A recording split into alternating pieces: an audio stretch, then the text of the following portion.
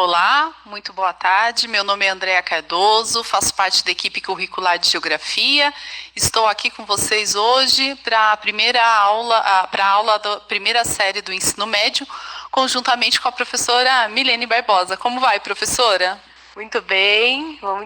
Boa tarde a todos. Sejam bem-vindos a essa aula da primeira série do ensino médio, alunos, professores e PCNPs aí que nos acompanham. Obrigada, professora. Então, vamos lá para o tema da nossa aula de hoje. Anotem, por favor, registrem no seu caderno. O tema da aula de hoje é a globalização e a desigualdade. É uma aula da primeira série, do segundo bimestre. A habilidade do currículo do Estado de São Paulo que nós vamos trabalhar é analisar as desigualdades relativas ao conhecimento técnico e tecnológico produzido pelas diversas sociedades em diferentes circunstâncias e espaço-temporais, associado ao tema e conteúdo, a globalização e as redes geográficas.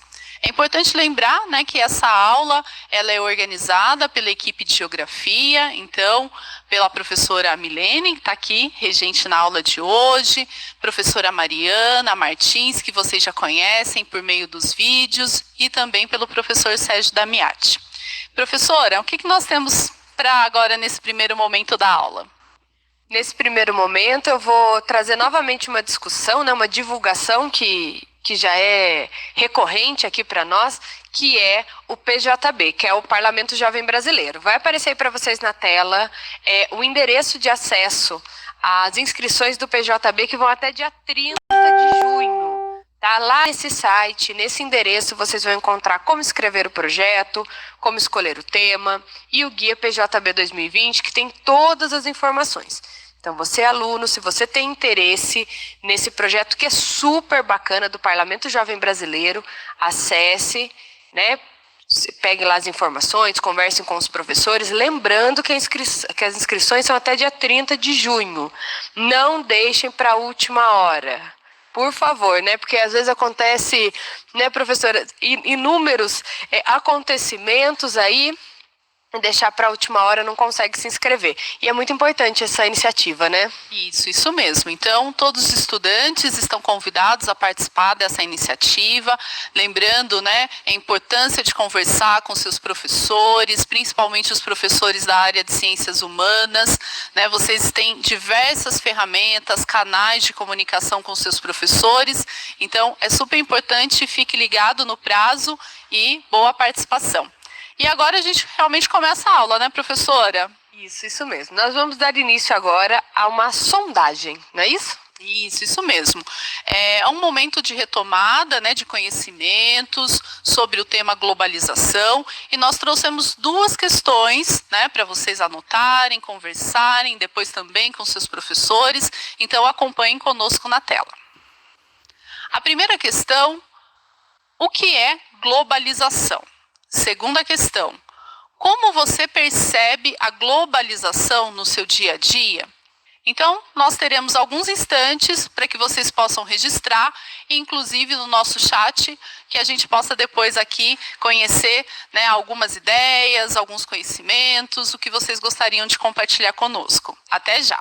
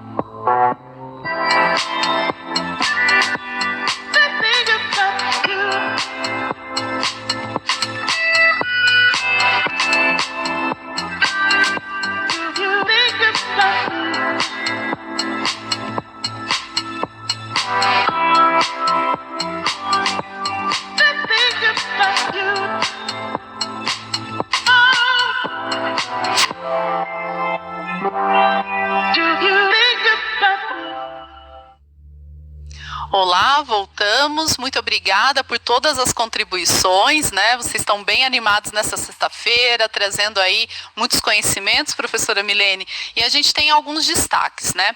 O Davi, professora, falou que para a primeira questão, o mundo todo está conectado pela economia.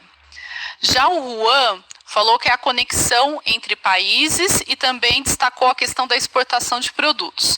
E entre tantas outras contribuições, né, a gente pode destacar que os estudantes falaram da abertura da economia, o mundo interligado, o fluxo de mercadorias, a interação entre os países. Então, a gente tem muitas aqui contribuições.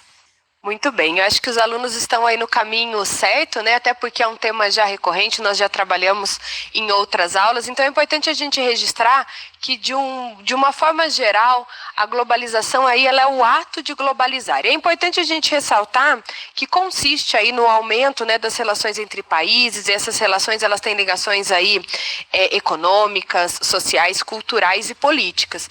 E está bem dentro aí do que os alunos colocaram no chat. E lógico, a gente tem que colocar também as características desse processo, né?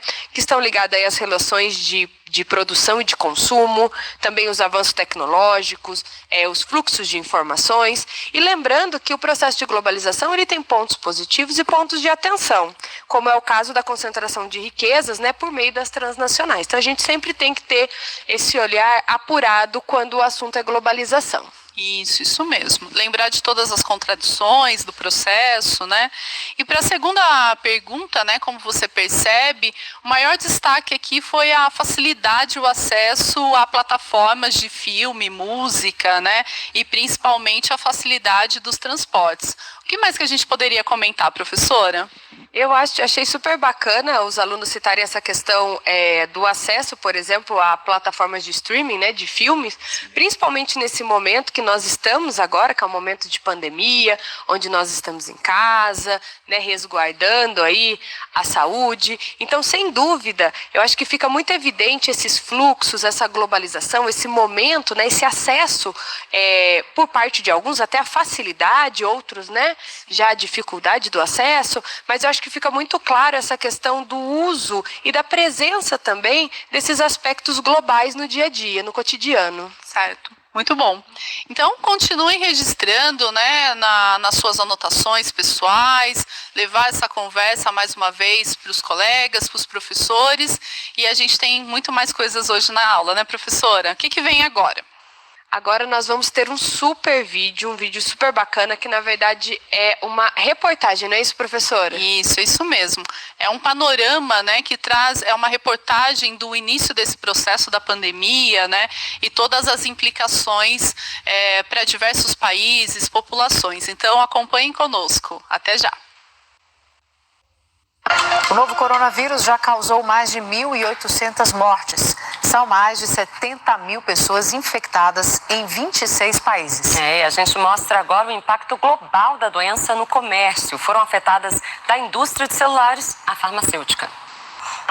O surto vem pressionando a economia da China, com as empresas lutando para reiniciar a produção depois de um feriado prolongado de Ano Novo, à medida em que as cadeias de suprimentos de vários setores sentem o impacto. A multinacional norte-americana Apple disse que o fornecimento para seus iPhones será temporariamente restringido, já que as instalações de fabricação na China ainda não estão operando com capacidade total. A empresa disse ainda que não vai cumprir as diretrizes de receita para os primeiros 3 meses do ano. A Apple reabriu suas lojas de varejo em Xangai, mas com redução do horário de trabalho. Moradores da cidade acreditam que a situação no centro financeiro chinês ainda é tensa e que vai levar tempo para a cidade voltar aos trilhos. Na verdade, todo mundo ainda está nervoso, disse Wayne Zhang. Impacto também na indústria farmacêutica. A Câmara do Comércio da União Europeia na China fez um alerta. A mutação do coronavírus pode ameaçar o abastecimento global de antibióticos. Autoridades chinesas garantem que, apesar do surto, o país tem capacidade para atingir suas metas sociais e econômicas para este ano. Enquanto o mundo sente os efeitos econômicos do novo coronavírus, o navio de cruzeiro Diamond Princess, que está em quarentena na costa japonesa com mais de 3.000 passageiros, contabiliza mais registros de infectados, totalizando mais de 500 casos diagnosticados.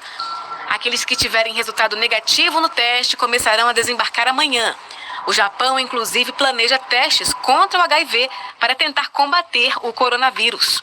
A Organização Mundial da Saúde já registra mais de 90 casos de transmissão de coronavírus entre humanos, fora da China. Of human to human transmission. Em Wuhan, o epicentro do surto, morreu hoje aos 51 anos, com a nova pneumonia por coronavírus, o presidente do hospital Wuchang, um dos primeiros designados para tratar infecções relacionadas à epidemia. Liu liderou a equipe médica na luta contra o vírus. As autoridades chinesas disseram que mais de 1.700 médicos foram infectados e pelo menos 6 morreram até então. Muito bem, estamos de volta. Eu acho que esse vídeo, ele mostra, né, um panorama do Covid-19 aí no início. Olha quantas coisas já mudaram, né, dessa reportagem até o momento que nós estamos hoje. E o importante é a gente ressaltar que alguns dos assuntos que foram discutidos no vídeo, ele é muito pertinente para essa nossa discussão quando nós falamos de globalização e desigualdade. Como, por exemplo, a mudança no formato de produção e de consumo. Eu tenho certeza que você que está nos assistindo, provavelmente a forma como a sua família, os conhecidos consumiam as coisas no dia a dia, elas mudaram, né? Então, hoje nós estamos numa nova configuração, né? Num novo momento, que tem aí uma interferência direta e indireta no nosso dia a dia, no nosso cotidiano. Então, é importante a gente ressaltar que algumas coisas mudaram, como, por exemplo, a forma de comprar, né, como o comércio ele está distribuindo, ele está se reorganizando, está se organizando nesse momento, e repensar o consumo, né? Às vezes aquele consumo até desacerbado, né? Então acho que esse momento é um momento de muita consciência. E também a gente precisa elencar uma outra situação, que eu acho que o vídeo ele deixa aí uma mensagem, que é até a questão do desemprego. Né? E quando a gente fala em tecnologia, em globalização, a gente precisa entender um pouquinho o que seria a tecnologia. Vai aparecer aí para vocês aí na tela, então acompanhem. A tecnologia, né, dentro aí de diversos estudos e definições, né, na verdade, os estudos das diferentes áreas do conhecimento, e o termo tecnologia apresenta diferentes conceitos e finalidades. E quando a gente pensa em tecnologia, geralmente vem assim na nossa cabeça um robô, inteligência artificial, algo ultra, super, plus moderno, né? Mas, na verdade, o que será que é tecnologia? Tecnologia é aquilo que vai ser definida pelo momento em que está sendo vivido. Em determinados momentos, a enxada foi uma tecnologia moderna, né, professora, na época, ou até mesmo um meio de transporte. Se eu pensar nos meios de transporte, imagina a novidade, quanto foi tecnológico o surgimento dos trens movidos a vapor, né, o quanto era até chique, elegante, né, sofisticado esse meio de transporte, você poder ir de um ponto até o outro utilizando um trem a vapor. E hoje que nós temos aí N meios de transporte super modernos, tecnológicos. Hoje nós temos até carros que já fazem a baliza, né? Ele estaciona sozinho. Eu que particularmente não sou muito boa de baliza. Então, assim, hoje nós temos a tecnologia. A tecnologia ela está aí a favor, né, da comunidade. Porém, a gente precisa ter o entendimento de que isso é um processo. E o processo tecnológico ele leva anos e anos de descoberta, de desenvolvimento, de pesquisas. Então, assim, existem vários fatores ao entorno da temática tecnologia. E quando nós ainda estamos nessa discussão, pensando em tecnologia, eu trouxe para vocês uma afirmação para a gente refletir. Vai aparecer aí para vocês na tela. Ó, acompanhem essa definição, né? Na verdade, não é uma definição, é só para a gente pensar nessa afirmação. A tecnologia está associada ao desenvolvimento científico. O fato é que, ao longo da evolução da humanidade, sempre esteve presente nas diferentes sociedades. E é justamente o que eu acabei de citar aqui, né? A tecnologia ela sempre esteve presente. Imagina o surgimento de uma caneta.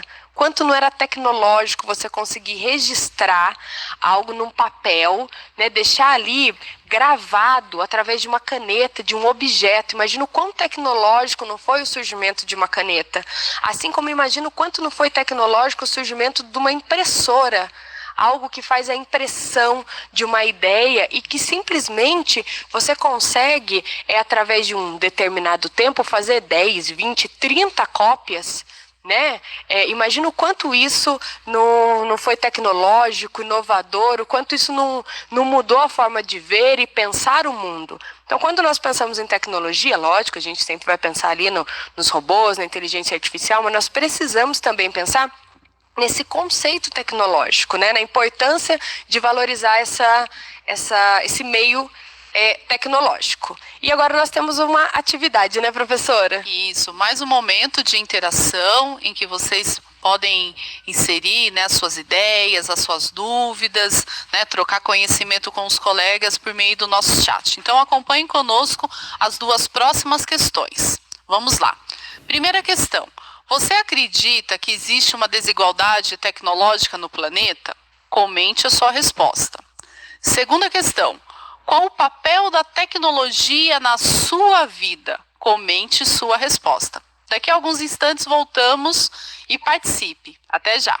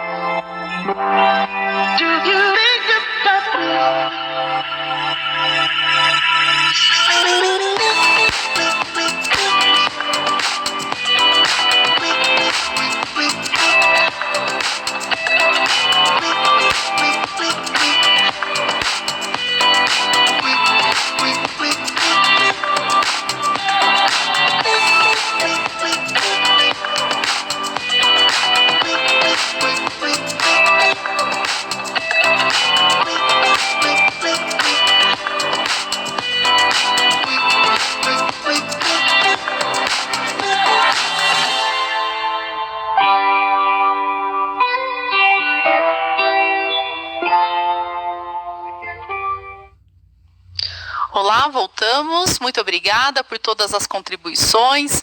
E nós temos aqui para a primeira questão, né, muitas sugestões, muitas contribuições, né, muitas dúvidas também.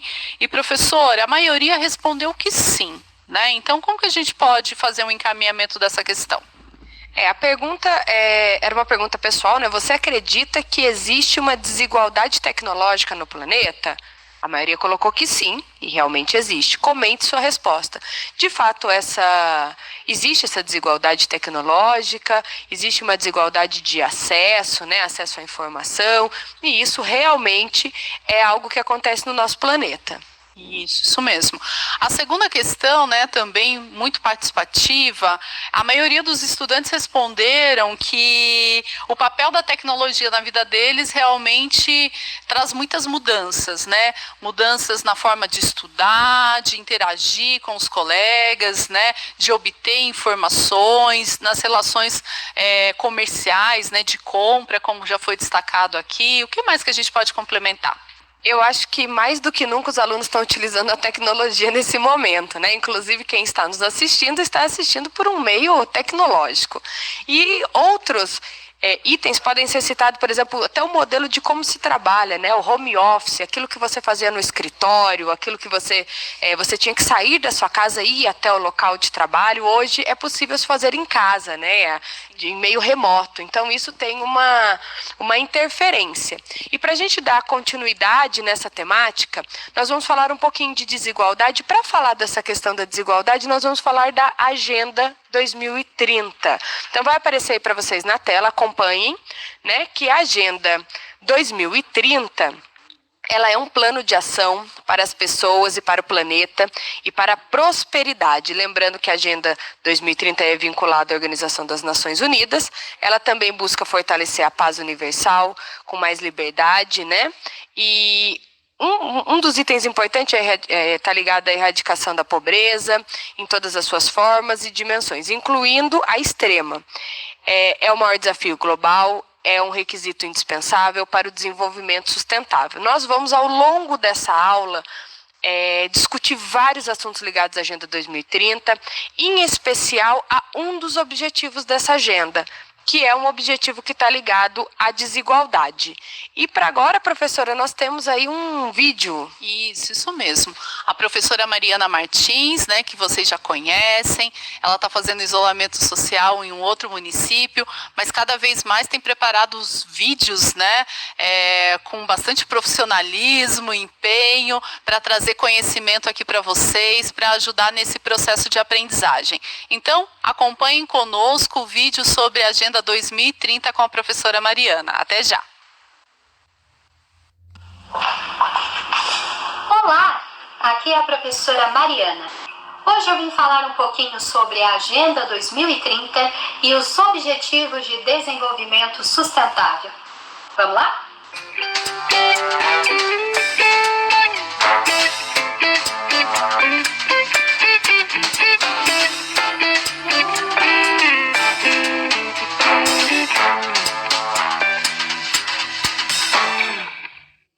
Você já deve ter ouvido falar na escola sobre a Organização das Nações Unidas, mais conhecida como ONU. Ela é uma organização internacional criada em 1945, da qual quase todos os países do mundo fazem parte, inclusive o Brasil. Oficialmente, o seu objetivo é trabalhar pela paz e desenvolvimento mundiais. Buscando atingir esse objetivo, a ONU propôs várias ações.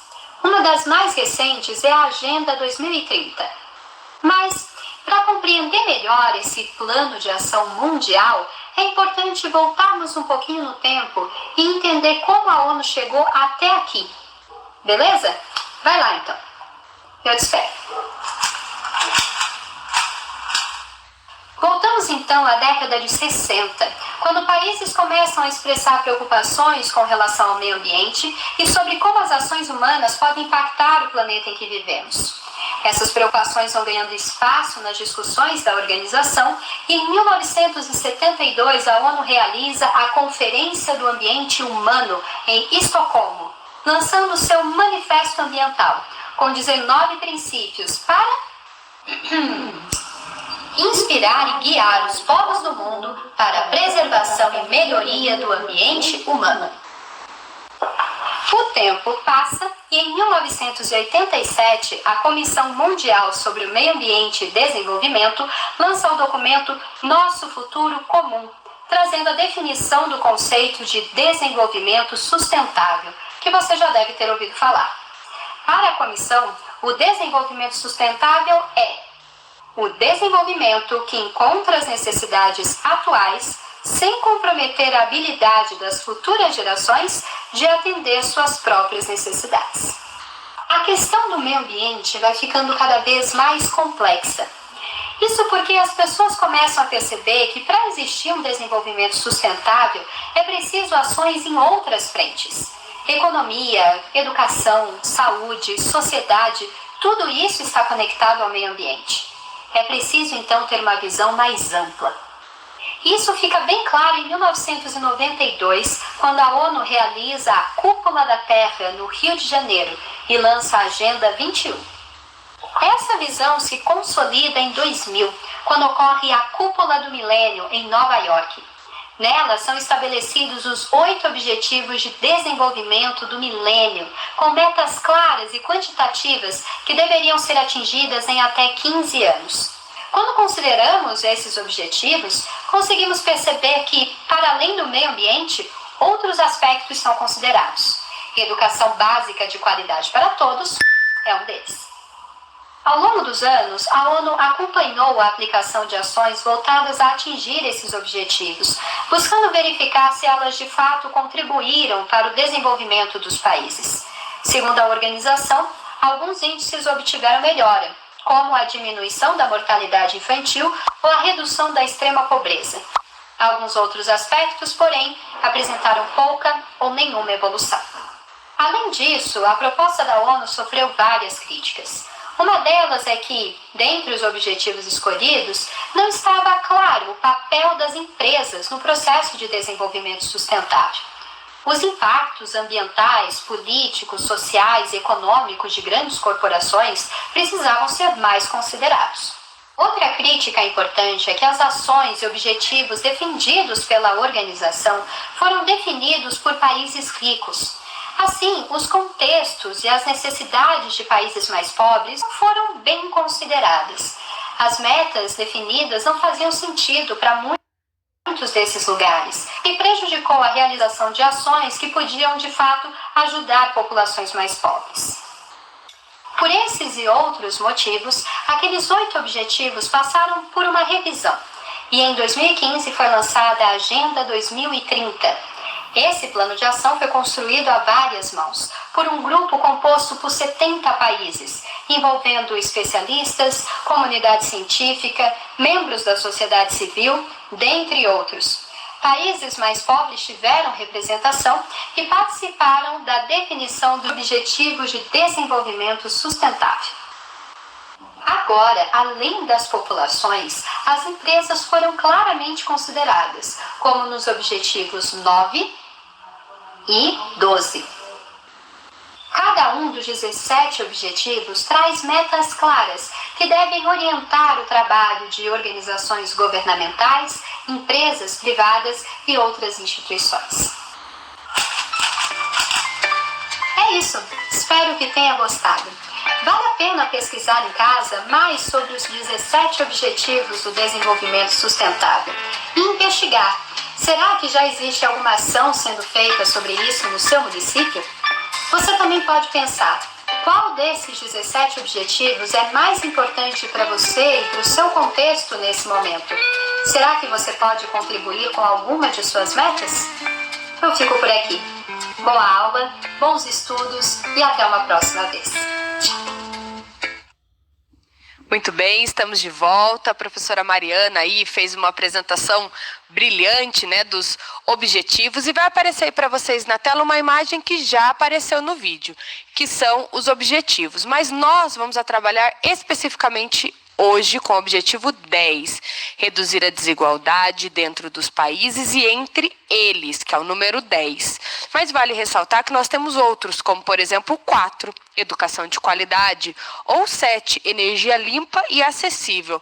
Olha quantos objetivos, né, enriquecedores nós temos aí, até para que vocês possam conversar com os professores, pesquisar e se aprofundar. E nesse momento, nós temos um outro vídeo, né, professora? Isso mesmo. Esse vídeo, o próximo vídeo, ele vai realmente tratar do ODS 10, né? Então, acompanhem conosco e anotem as suas reflexões, né, percepções sobre o que o vídeo vai apresentar. Até já!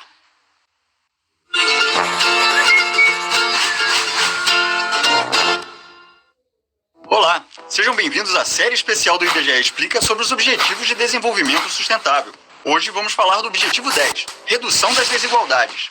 De acordo com ele, temos que, até 2030, reduzir a desigualdade dentro dos países e entre eles. A desigualdade é uma preocupação global, que vem crescendo nos últimos tempos. O então presidente norte-americano Barack Obama chegou a dizer em 2013 que o aumento da desigualdade de renda seria o desafio definitivo de nossa era. De fato, ela causa descontentamento e imobilidade social, que gera conflito, segregação, sentimento de injustiça e violência. Além dos aspectos sociais, um estudo do FMI aponta que a desigualdade prejudica também o crescimento econômico dos países. De acordo com esse estudo, se a participação na renda dos 20% mais ricos aumenta, então o crescimento do PIB diminui a médio prazo. Em contrapartida, um aumento na participação na renda dos 20% mais pobres está associado a maior crescimento do PIB. O coeficiente de Gini é o mais utilizado para se avaliar o nível de desigualdade de determinada população. Resumidamente, ele varia de 0 a 1. E quanto mais próximo de 0, menor a desigualdade. Um coeficiente de Gini de 1, portanto, significaria a total concentração de renda, ou seja, uma pessoa detendo toda a riqueza de, por exemplo, um país. De acordo com o relatório de desenvolvimento humano elaborado pelas Nações Unidas, os 3 países mais desiguais do mundo são a África do Sul, a Namíbia e o Haiti. O Brasil ocupa a 10ª posição. Para ficar mais claro, imagine que estas 10 pessoas representem todo o Brasil e estejam alinhadas de acordo com a renda. Esta representa os 10% com maiores rendimentos e esta os 10% com menores rendimentos. Utilizando dados da PNAD Contínua 2016, se pegássemos R$100 e distribuíssemos entre elas, esta ficaria com R$43,40 e esta com 80 centavos. Os 10% mais ricos possuem uma parcela da massa de rendimento superior à dos 80% da população com os menores rendimentos. Embora o Brasil tenha um elevado nível de desigualdade, ela diminuiu consideravelmente. Em 1989, por exemplo, o índice de Gini era de 0,633, o que nos deixaria em segundo lugar na classificação atual. Em lugares como os Estados Unidos, o Reino Unido, o Canadá, a Irlanda e a Austrália, por sua vez, a desigualdade vem aumentando nos últimos tempos, especialmente após a década de 1980. Você saberia dizer quais são os países menos desiguais? São eles: Ucrânia, Eslovênia e Noruega. Para efeito de comparação, utilizando o mesmo esquema anterior, os 10% mais ricos na Ucrânia ficariam com R$21,60 e os 10% mais pobres com R$4,20. O ODS 10 também almeja reduzir a desigualdade entre os países. Se pegarmos o PIB baseado na paridade de poder de compra de todo o mundo, segundo o FMI, veremos que todo o continente africano responde por 5%, apesar de contar com cerca de 16% da população mundial. Ao passo que a Europa tem 20,97% do PIB com cerca de 10% da população mundial. China, Estados Unidos, Índia, Japão, Alemanha e Rússia, somados, representam 51,72% de todo o PIB mundial. Deixando de lado os aspectos econômicos, a desigualdade entre países também envolve a participação na governança global. A tomada de decisão em importantes instituições internacionais, como o Conselho de Segurança da ONU, o FMI e o Banco Mundial, não reflete a realidade contemporânea, pois dá um peso desproporcional aos países desenvolvidos. Por serem instituições cruciais na construção da ordem internacional, é fundamental que seja assegurada uma representação e voz mais forte dos países em desenvolvimento, a fim de produzir instituições mais eficazes, confiáveis, responsáveis e legítimas. Um mundo com mais igualdade é um mundo melhor. Se você gostou do vídeo, curta e compartilhe, e não deixe de acompanhar os outros 16 objetivos aqui no nosso canal. Até a próxima! Muito bem, estamos de volta. Lembrando que nós estamos falando do objetivo 10, reduzir a desigualdade dentro dos países e entre eles. Porém, esse objetivo ele tem desdobramentos. Lembrando que são 17 objetivos com 169 metas. Vai aparecer aí para vocês na tela, só para que vocês possam reconhecer qual é o símbolo, né, desse objetivo 10. Eu vou ler para vocês rapidamente, por exemplo, o objetivo 10.1, que ele tem como meta aí que até 2030 progressivamente alcance o crescimento de renda de 40% da população mais pobre a uma taxa maior do que a média nacional. Então, é uma das metas que nós temos aí quando o assunto é desigualdade. Um dos itens que eu acho importante a gente ressaltar e discutir aqui rapidamente, lembrando que tudo isso que nós estamos discutindo nessa aula será retomado na nossa próxima aula, é um dos itens que é citado no vídeo, no caso o índice de Gini, né, professora? Isso mesmo, é um índice, né, que realmente colabora, né, para a gente entender as economias, né, as organizações, os países. E vai ser possível comentar nessa aula, professora? Vamos comentar um pouquinho o que é o índice de Gini. Na verdade, quando nós falamos do índice de Gini, também ele pode parecer para você, estudante, no momento de pesquisa, coeficiente de Gini. Né? Você pode, às vezes, pesquisar e ele também tem essa nomenclatura. Assim como o IDH, ele trabalha numa escala de 0 a 1, só que é com uma outra intenção. Então, é importante a gente ressaltar que o IDH, ele tem uma ideia, né? Ele tem um objetivo que é diferente do índice de Gini, mesmo ele sendo trabalhado aí de 0 até 1. Então, o que é importante a gente ressaltar em relação ao índice de Gini, que foi aí citado várias vezes no vídeo, né? Ele foi idealizado, esse índice, ele foi pensado, né, por um estudioso italiano, e esse de 0 até 1, ele tem um significado. O 0, ele representa a completa igualdade. Então, quanto mais o índice for próximo do 0, isso quer dizer que mais igual é aquele índice referente a um país, referente a uma região, né? Porque o índice de Gini, ele pode ter diferentes aplicações. E quanto mais próximo do 1 ele for, isso quer dizer que mais desigual é esse índice. Então, é importante que todas as vezes que vocês avaliarem o índice de Gini, encontrarem esse coeficiente, que vocês se lembrem disso, que quanto mais próximo do 0, eu tenho aí mais próximo, né, do igual, e quanto mais próximo do 1, mais diferente aí eu tenho.